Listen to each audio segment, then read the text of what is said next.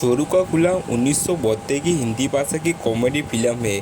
भीम सिंह द्वारा निर्देशित है। इसमें राजेश खन्ना, नंदा, ओम प्रकाश, रमेश देव और जयश्री टी है।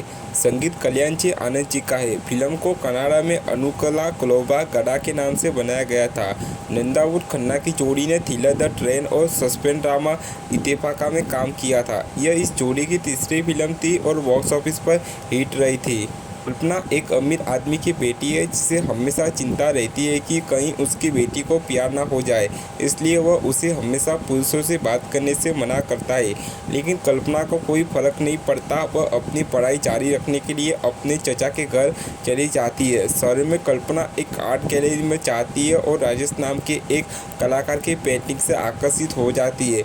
जब एक फोटोग्राफर उनकी सहमति के बिना उनका स्केच बनाने की कोशिश करता है तो उन्हें गुस्सा आ जाता है। इस बीच एक महत्वाकांक्षी कलाकार उस कंपनी के लिए एक विज्ञापन असाइनमेंट पर काम कर रहा है जहां कल्पना के चचा काम करते हैं। समय सीमा के दबाव के कारण उसने कल्पना की जानकारी के बिना विज्ञापन के लिए उसका स्केच तैयार किया, क्योंकि वह उन मॉडलों से संतुष्ट नहीं था जिन्हें उसने देखा था। अगले दिन कल्पना की तस्वीरें अखबार में छपती है और कल्पना इस बात से नाराज हो जाती है। उसे पता चलता है कि स्केच कलाकार राजेश खन्ना द्वारा बनाया गया था और उसका गुस्सा दूर हो जाता है। दोनों अच्छे दोस्त बन जाते हैं और फिर आखिरकार प्यार हो जाता है।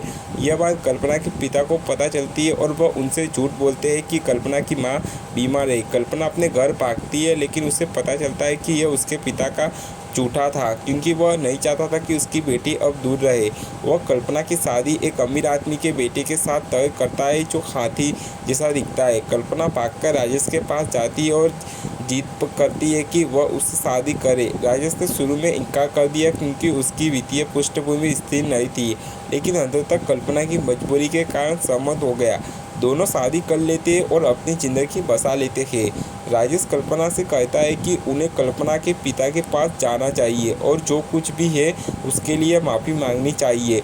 कल्पना को ये पसंद नहीं था। ना चाहते हुए भी वह अपने पिता के पास जाती है और वह उसे बाहर इंतज़ार करने के लिए कहती है और वह अकेले ही अपने घर के अंदर चली जाती है। कल्पना के पिता राजेश का अपमान करते हैं और कहते हैं कि वह केवल कल्पना के पैसे और संपत्ति के तलाश में है। वह गुस्सा हो जाती है और राजेश के साथ वहाँ से चली जाती है, लेकिन कल्पना पत्रों के जरिए अपनी माँ के संपर्क में रहती है और अपनी माँ को लिखती है कि राजेश अब अमीर है और उसने उसके पिता को परेशान करने के लिए बंगला, कार आदि खरीद ली है। कल्पना और राजेश एक लड़की का आशीर्वाद मिला है और कल्पना के पिता ने अपने पोते को देखने का मन बदल लिया है। वह कल्पना को बच्चे के नामकरण समारोह के लिए अपने आगमन की सूचना देता है और कल्पना मुसीबत में है क्योंकि उसने अपने माता पिता से राजेश की संपत्ति और विकास के बारे में झूठ बोला है, जिसमें राजेश भी अनजान है। वह अपने माता पिता के जाने तक का 2 दिनों के लिए एक बंगला और कार किराए पर लेती है। राजेश उसे झूठ बोलने से रोकने की कोशिश करता है और जब वह उसकी बात मानने से इनकार करती है तो वह गुस्से में उससे कहता है कि अगर वह एक घर और कार किराए पर ले सकती है तो उसे एक पति भी रख लेना चाहिए और वह चला जाता है। इसलिए कल्पना ने अपनी सहेली के भाई से 2 दिनों के लिए उसका पति होने का नाटक करने का कहा और वह झिझकते हुए सम्मत हो गया। कल्पना के माता पिता सब कुछ खरीदते हैं, हालांकि उन्हें लगता है कि चीज़ें अस्थायी है। वे इसका कारण अपनी बेटी की अनुभवीता और घरेलू मदद की कमी को मानते हैं। दूसरी तरफ राजेश अपनी पत्नी को छोड़ने में काफ़ी शर्मिंदा महसूस करता है और वापस लौट आता है। जब उसे व्यवस्था का पता चलता है तो वह घरेलू नौकर के रूप में वहीं बस जाता है। अब तुटिया की कॉमेडी अगले 2 दिनों तक कल्पना राजेश और कल्पना के नकली पति के साथ बंगले के आसपास घूमती है, जो 2 दिनों के भीतर कल्पना के दूसरे दोस्त से शादी करने वाला है।